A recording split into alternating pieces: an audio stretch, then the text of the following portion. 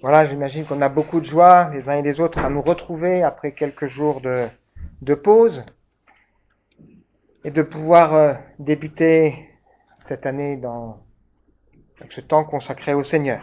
Alors aujourd'hui, c'est un jour particulier du calendrier. Selon la tradition, c'est ce qu'on appelle l'épiphanie. La date officielle, c'est le 6 janvier, mais comme le 6 janvier, c'est lundi, l'épiphanie est fêtée le premier dimanche après le 1er janvier. Donc, comme la dernière fois, le dernier dimanche de décembre, on a profité pour se plonger dans le récit de la Nativité. Il me semble important aujourd'hui de profiter de cette opportunité du calendrier pour aborder ensemble le sujet particulier de ce qu'on appelle l'épiphanie, la visite des mages qui sont venus voir donc Marie, Joseph et Jésus. Et en particulier de revenir sur un certain nombre de croyances erronées. Il y en a beaucoup en ce qui concerne l'histoire des mages, et on va le voir ensemble ce matin. Alors le but de nos partages, c'est pas simplement de nous instruire, de corriger certaines erreurs, mais le but de nos partages, c'est aussi de nous faire réfléchir à travers cette histoire à qu'est-ce que cela veut dire pour nos vies, pour nos cœurs, pour notre espérance de foi. Alors le titre du message de ce matin, c'est l'histoire des mages ou l'histoire des grands rendez-vous divins, avec cette question qui nous est posée, crois-tu au rendez-vous divin? Crois-tu aux rencontres importantes que Dieu permet dans nos vies, qui vont impacter nos vies, apportant des réponses, du réconfort, une parole de Dieu, une révélation de Dieu, quelque chose d'important pour nos cœurs et pour nos vies. Parfois, elles se font de manière très simple, mais derrière ça, il y a la main du Seigneur qui agit. Les mages vont rencontrer Marie, Joseph et Jésus, ils vont apporter à cette famille modeste des trésors qui vont bien les aider, et assurément, il y a là un grand rendez-vous divin. Si je regarde ma vie, je vois dans ma vie des rendez-vous divins. Le voisin qui est venu habiter à côté de chez mes parents, à un moment où mon père est parti au Liban, au moment où j'étais moi adolescent en train de me poser des questions existentielles. Je vois des rendez-vous divins avec cette dame qui un jour veut venir à Épinal, veut prendre un week-end, elle habite Paris et elle regarde une carte et se dit tiens, Épinal je connais pas, elle vient à Épinal en train et puis comme l'église est à côté de la gare, elle vient à l'église. Et aujourd'hui, cette dame soutient l'église. Elle est venue qu'une seule fois. Je crois à ces rendez-vous divins quand je pense à ce monsieur qui s'appelle Jean-Pierre Humblot, qui n'est jamais venu, que je n'ai jamais vu, qui a été touché, qui habite en région parisienne aussi, qui a été touché en voyant ce qui se fait au Café Change et qui aujourd'hui soutient mon ministère. Je crois au rendez-vous divin. Quand je me rappelle aussi cette rencontre à la mairie d'Épinal auprès de Madame Delgenini, à qui on demandait une salle et qui nous a poussé à créer une association avancée dans le projet du Seigneur. Est-ce que nous croyons au rendez-vous divin? Je vois de nombreux rendez-vous divins au Café Change. La main du Seigneur qui pousse des personnes curieuses à entrer. Quelqu'un me disait justement, il n'y a pas longtemps, qu'il ne pensait pas en poussant la porte du Café Change à quel point ça allait changer sa vie. Et ça m'encourage dans ma foi. Je veux entrer, nous voulons, j'espère, entrer, et prier pour ça, entrer dans les œuvres que Dieu a prévues d'avance. La Bible nous rappelle dans la lettre de Paul aux Éphésiens que c'est par grâce que nous sommes sauvés par le moyen de la foi. Cela ne vient pas de nous, c'est un don de Dieu. Ce n'est pas le fruit d'œuvres que nous aurions accompli. Personne n'a donc de raison de se vanter. C'est ce que nous sommes, nous le devons à Dieu. Par notre union avec le Christ Jésus, Dieu nous a créés pour une vie riche d'œuvres bonnes qu'il a préparées à l'avance, afin que nous les accomplissions. Je dis souvent, si on croit ça, eh bien alors on va prier pour le vivre. Que le Seigneur puisse nous aider. Parce que l'Évangile est un message incarné, il s'incarne dans une personne, Jésus, il s'incarne aussi dans les croyants qui sont là pour être des vecteurs qui véhiculent la foi autour d'eux. Et Dieu veut utiliser des hommes et des femmes pour parler à des hommes et des femmes. Et même quand dans la Bible, il y a des hommes et des femmes qui vivent une espèce de révélation de Dieu, Dieu veut toujours que ce soit des hommes et des femmes qui leur annoncent l'Évangile.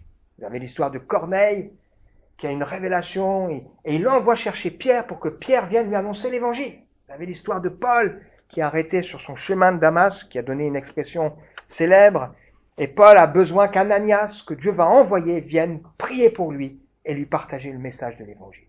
Parce que l'évangile est un message incarné. Alors les mages, avant de venir rencontrer Joseph, Marie et Jésus, vont aller rencontrer Hérode. On va le voir ensemble. Et lui, Hérode, va passer à côté de ce grand rendez-vous divin, alors que pourtant il croit que quelque chose est en train de se passer. Il y a autour d'Hérode des gens religieux qui connaissent les choses, mais qui vont aussi passer à côté de ce grand rendez-vous divin. Est-ce que nous croyons au rendez-vous divin? En pensant à cette question, je pense aussi à la question qu'un jour Paul va poser à ce roi Agrippa à qui il rend témoignage. Il lui dit, crois-tu au prophète? Je sais que tu y crois. Il lui dit, et cet homme répond, tu vas bientôt me persuader de devenir chrétien, parce qu'il est travaillé, touché, interpellé. Il y a plein de gens qui croient que dans leur vie, il y a quelqu'un, quelque chose, une puissance qui agit, qui fait des choses. Nous, on savons que c'est une personne qui veut se révéler à nous. Les rendez-vous divins qui sont importants dans nos cœurs et dans nos vies. Alors ce matin, on va, à travers cette histoire, corriger quelques erreurs et puis regarder ensemble ce grand rendez-vous divin. Peut-être que les anciens pensent à cette chanson de Sheila, comme des rois mages en Galilée suivaient l'étoile du berger. Le problème, c'est qu'ils n'étaient pas rois, qu'il ne s'agit pas de l'étoile du berger, et que la scène ne se déroule pas en Galilée. Donc cette chanson est complètement fausse. Elle se déroule en Judée. Alors on appelle traditionnellement ce temps particulier l'épiphanie, qui veut dire apparition brillante. Les orthodoxes appellent cette fête une théophanie, qui veut dire apparition divine, qui rappelle que c'est pas simplement une étoile qui brille, mais que c'est Dieu qui est à l'origine et qui se manifeste à travers ça. La naissance de Jésus nous rappelle que Jésus est 100% homme et 100% Dieu. Pendant des années, l'épiphanie regroupait plusieurs événements. La naissance de Jésus, l'histoire des mages, et certains y ajoutent le baptême de Jésus et les noces de Cana. Et c'est au IIIe siècle qu'un homme qui s'appelle Origène a décrété que les mages étaient 3. On va voir, en réalité, il y avait beaucoup de gens qui sont venus. C'est au IIIe siècle aussi que l'empereur Tertullien évoque l'idée qu'ils sont rois. Et ce sera au Moyen Âge que des théologiens vont associer ces 3 rois mages aux 3 continents connus de l'époque, l'Europe, l'Asie et l'Afrique. Au IVe siècle seulement, on sépare la nativité, donc la naissance de Jésus, de l'épiphanie, et on décide que la naissance de Jésus se fêterait le 25 décembre pour faire coïncider cela avec le solstice d'hiver. Et en même temps pour associer ou effacer une fête païenne. Et on décide symboliquement que l'épiphanie aura lieu 12 jours après Noël, ce qui nous amène au 6 janvier, qui correspond à un jour par mois. Les orthodoxes, eux, conservent le 6 janvier comme le jour de Noël, et donc ils déplacent l'épiphanie 6 jours après, donc 12 jours après ou 13 jours après, c'est-à-dire le 19 janvier. C'est au 8e qu'on donne des noms à nos mages. On les appelle Melchior, qui veut dire roi de Perse, Gaspard, celui qui vient voir, ou Balthazar, prince de Babylone. Et sur un tableau au XVe siècle, pour la première fois, on présente un des personnages comme une personne de couleur. Alors dans la tradition, on voit souvent la crèche avec Marie, Joseph, l'enfant Jésus, les animaux, les bergers et les mages, mais on va voir ensemble que c'est faux. Les mages sont arrivés bien plus tard, à un moment où Marie, Joseph et Jésus sont dans une maison. Alors on pourrait se dire, mais pourquoi c'est important de corriger toutes ces erreurs? Bien, je pense qu'il y a plusieurs raisons à ça. Le fait qu'ils ne sont pas rois est important. Ça nous montre qu'il ne s'agit pas ici d'un récit politique, de personnages qui viendraient trouver celui qui est appelé à régner. Mais il s'agit d'un récit de foi d'hommes qui ont été attirés par Dieu pour venir reconnaître dans la personne de Jésus celui qui est appelé à régner sur le monde tout entier. Le fait qu'on n'a pas leur nombre ni leur nom est important aussi parce que ça nous rappelle que ce n'est pas eux qui sont au centre de l'histoire. Et à la limite, on s'en fiche de leur nom et on s'en fiche de leur nombre. Celui qui est au centre de l'histoire, c'est le Seigneur Jésus, qui est le cadeau que Dieu a fait au monde, qui se révèle à celles et ceux qui ont dans le cœur l'amour de la vérité. C'est une histoire aussi qui nous rappelle que la naissance de Jésus n'a pas eu un impact uniquement dans le territoire d'Israël, mais qu'elle a eu un impact dans le monde entier, que ce soit dans le monde céleste, que ce soit sur le monde humain. Et l'étoile du berger, en réalité, désigne non pas une étoile, mais c'est une planète, c'est la planète Vénus, qui est aussi grosse que la Terre. Elle passe entre la Terre et le Soleil, donc elle est visible tantôt le matin, tantôt le soir. Et les bergers utilisent cette étoile parce que ils sortent avec leur troupeau dès que la première étoile sort, et ils rentrent avec leur troupeau au moment où la nuit va arriver avec la dernière étoile qui brille. C'est pour ça qu'on l'a appelée l'étoile du berger, et qu'elle continue de briller aujourd'hui. L'étoile dont il est question ici, c'est une apparition qui est surnaturelle, miraculeuse, qui n'a pas duré. D'ailleurs, on va voir dans le récit que, à un moment donné, les mages qui vont suivre cette étoile va cesser de briller. C'est à ce moment-là qu'ils vont aller trouver Hérode, qui vont demander où est le roi des Juifs qui vient de naître, et c'est à ce moment-là que Hérode va consulter les théologiens de l'époque pour dire, c'est dans la ville de Bethléem, 8 kilomètres à côté, et que là, ils vont repartir et que l'étoile va remettre à briller. Dieu voulait qu'il rencontre cet homme, Hérode, pour lui parler, pour l'interpeller, le faire réfléchir, et à travers lui aussi nous faire réfléchir. Alors, encore une remarque sur les mages, avant de lire ensemble le récit et puis de voir plus précisément cette histoire des grands rendez-vous divins. Qui étaient les mages ? Les mages apparaissent au 7e siècle avant Jésus-Christ chez les Mèdes. Ils sont probablement d'origine sémite. Et en réalité, ils forment un groupe de sages, de savants, d'érudits, d'astronomes, d'astrologues pour certains. Ils sont connus pour être auprès des rois et des puissants pour les conseiller sur les grandes décisions à prendre. Ils sont là au moment où on intronise les rois, et ils sont là pour aussi les guider et interpréter leurs rêves. Ils exercent un pouvoir politique et religieux important, et certains, pas tous, exercent la magie. La plupart sont monothéistes, et certains considèrent que Dieu se manifeste dans le soleil, dans la lune, dans les choses naturelles. Pour bien comprendre l'histoire des mages, il faut lire le livre de Daniel.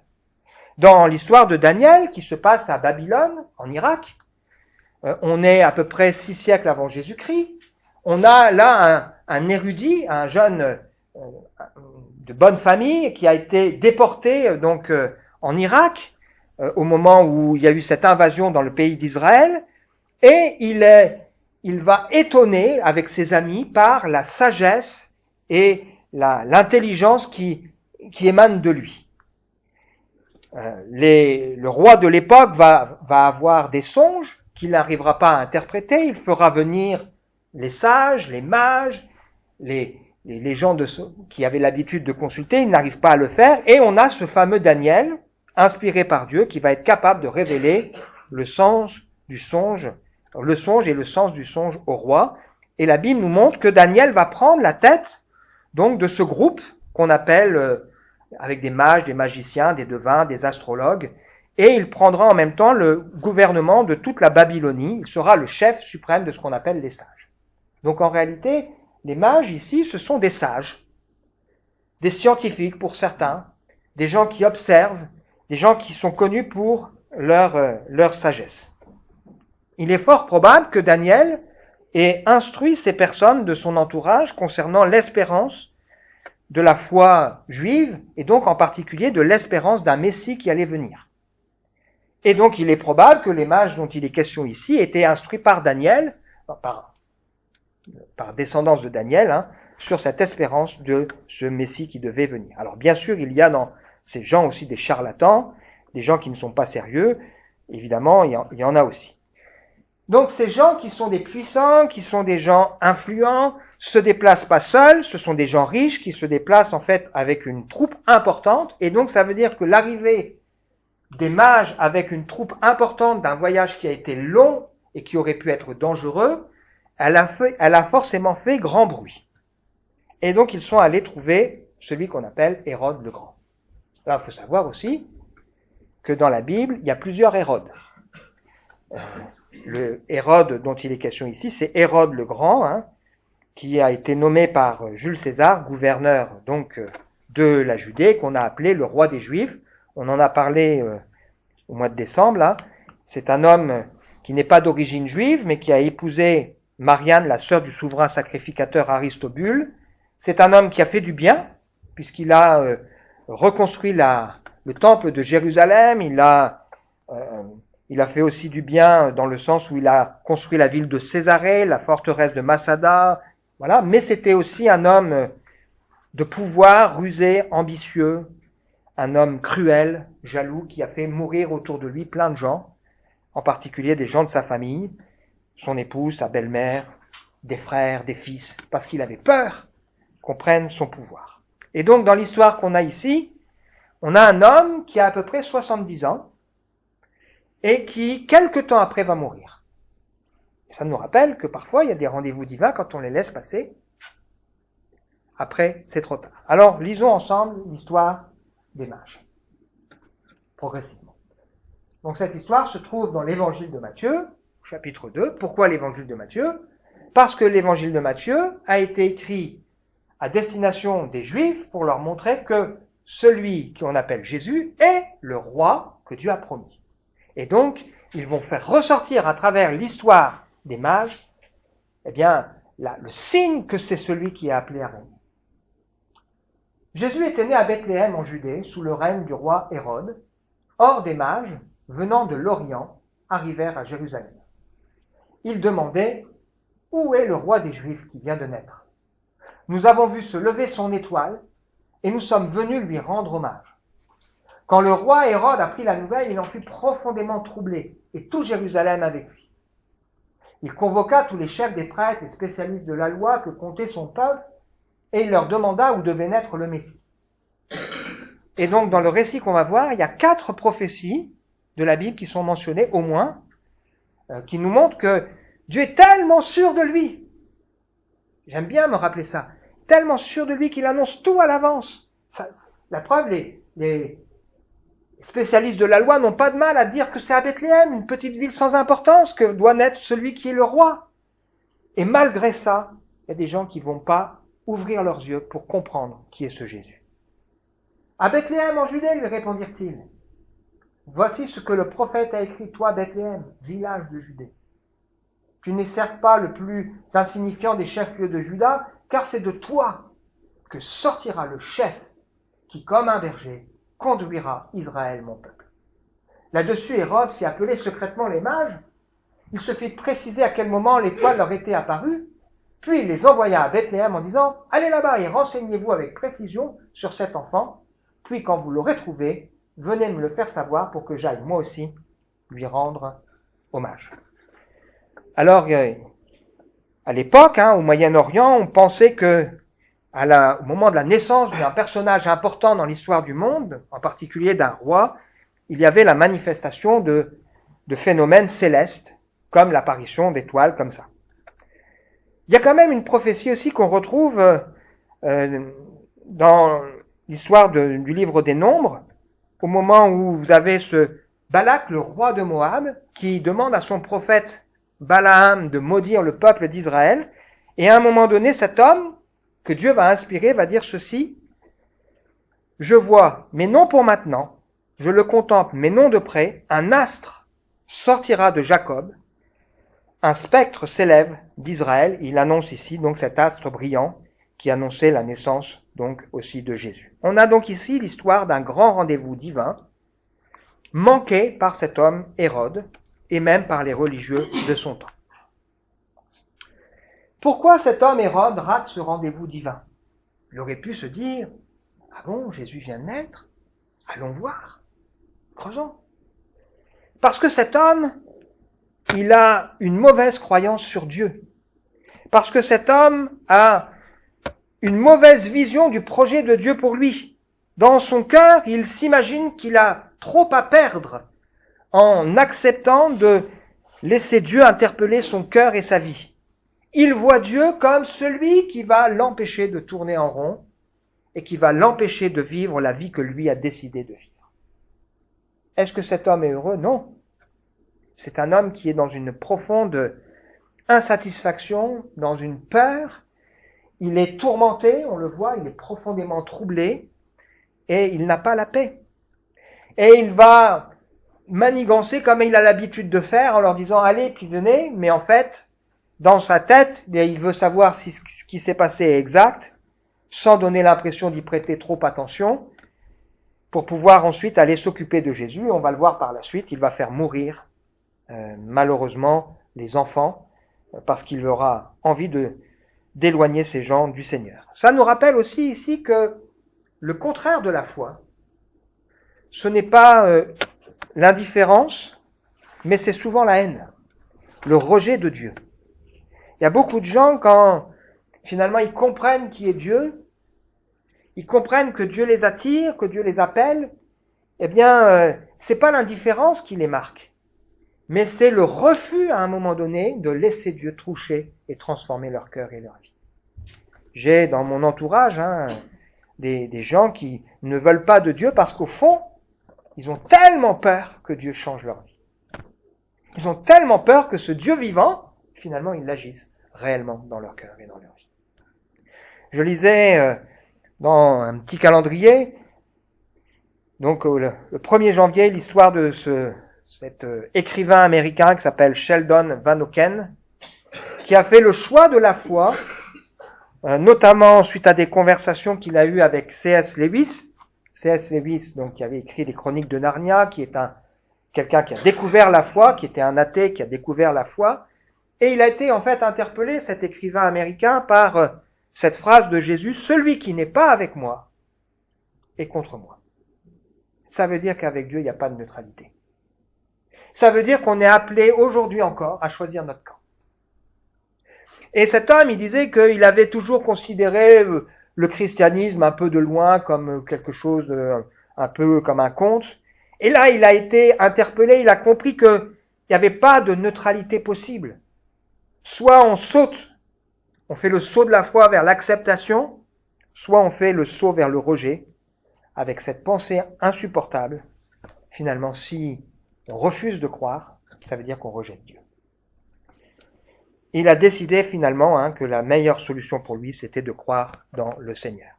Cet homme, Hérode, va passer à côté de ce grand rendez-vous divin. Mais c'est pas le seul. Vous avez aussi les religieux qui sont là, qui vont eux aussi passer à côté de ce rendez-vous divin. 8 kilomètres, qu'est-ce que c'est? 8 kilomètres. Ils vont pas aller voir, ils savent, mais ils n'ont pas soif. Ce sont des personnes qui ne sont incapables, finalement, malgré leur connaissance, de discerner les signes qui se passent dans leur vie et l'époque dans laquelle ils se trouvent. Ça nous fait réfléchir aussi pour nous. Est-ce que nous savons discerner l'époque dans laquelle nous nous trouvons? Est-ce que nous savons discerner les choses que Dieu met devant nos yeux pour voir ce que le Seigneur est en train de faire? Ou est-ce que, parce qu'on est froid, endurci, parce qu'on a d'autres priorités, parce qu'on n'a pas soif de voir le royaume de Dieu avancer, parce qu'on est peut-être suffisant, parce qu'on pense trop à soi, on passe à côté des grands rendez-vous divins. Il y a des gens religieux qui vont accueillir Jésus dans leur maison, comme on l'a vu tout à l'heure, mais qui vont pas ouvrir leur cœur à Jésus. Qui vont savoir plein de choses, qui vont avoir une certaine moralité, une certaine pratique, mais qui ne vivent pas une relation personnelle avec Jésus. La question pour nous, est-ce que nous vivons une relation personnelle en reconnaissant qu'il est le Seigneur? Ça veut dire celui que je veux suivre, que je veux écouter, et pour le suivre et l'écouter, il faut que je prenne le temps d'ouvrir mon cœur et de dire Seigneur, c'est pas ce que je veux qui compte, c'est ce que toi tu veux. C'est pas ce que moi j'ai envie de faire qui compte, C'est quel est le projet que tu veux et comment, moi Seigneur, je peux me mettre à ton service pour faire ce que toi tu voudras. Pour que celui qui brille, ce soit l'étoile du matin, Jésus-Christ, le Seigneur. On continue la lecture. Quand le roi leur eut donné ses instructions, les mages se mirent en route. Voici l'étoile qu'ils avaient vue se lever les précédait. Elle parvint au-dessus de l'endroit où se trouvait le petit enfant, et là elle s'arrêta. En revoyant l'étoile, ça veut dire qu'elle avait arrêté de briller, les mages furent remplis de joie. Ils entrèrent dans la maison, ils virent l'enfant avec Marie, sa mère, et tombant à genoux, ils lui rendirent hommage. Puis ils nous ouvrirent leur coffret et lui offrirent en cadeau de l'or, de l'encens, de la myrrhe. Cependant, Dieu les avertit par un rêve de ne pas retourner auprès d'Hérode. Ils regagnèrent donc leur pays par un autre chemin. Après leur départ, un ange du Seigneur apparut à Joseph dans un rêve et lui dit « Lève-toi, prends l'enfant et sa mère, fuis en Égypte, tu y resteras jusqu'à ce que je te dise de revenir, car Hérode fera rechercher l'enfant pour le tuer. » Joseph se leva donc et partit dans la nuit. Il emmena l'enfant et sa mère pour se réfugier en Égypte.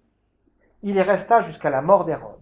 Ainsi s'accomplit ce que le Seigneur avait dit par le prophète. « J'ai appelé mon fils à sortir d'Égypte. » Quand Hérode s'aperçut que les mages s'étaient moqués de lui, il devint furieux. Il donna l'ordre de tuer à Bethléem et dans les environs tous les garçons en dessous de 2 ans, conformément aux précisions que lui avaient données les mages sur l'époque où l'étoile était apparue. Ainsi s'accomplit la parole transmise par Jérémie le prophète, 3e prophétie. On entend à Rama une voix qui gémit, d'abondants sanglots amers. Rachel pleure ses fils, elle ne veut pas se laisser consoler, car ses fils ne sont plus. Après la mort d'Hérode, un ange du Seigneur apparut en rêve à Joseph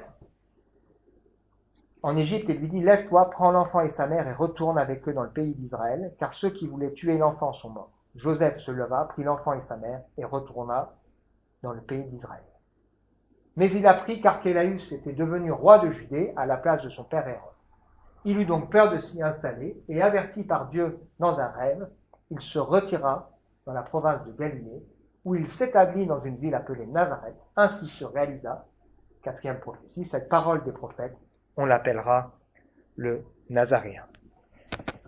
Les mages vont vivre, eux, un rendez-vous divin réussi. Imaginez l'étonnement de Marie et Joseph quand ils vont entendre sonner à la porte d'une maison dans laquelle ils habitent et qu'ils découvrent beaucoup de gens là qui sont dehors et qui sont des gens peut-être habillés différemment, qui viennent de loin, qui rentrent et qui commencent à se prosterner devant Jésus et à déballer des cadeaux précieux, de l'or, de l'encens et de la myrrhe et à offrir ça auprès du Seigneur.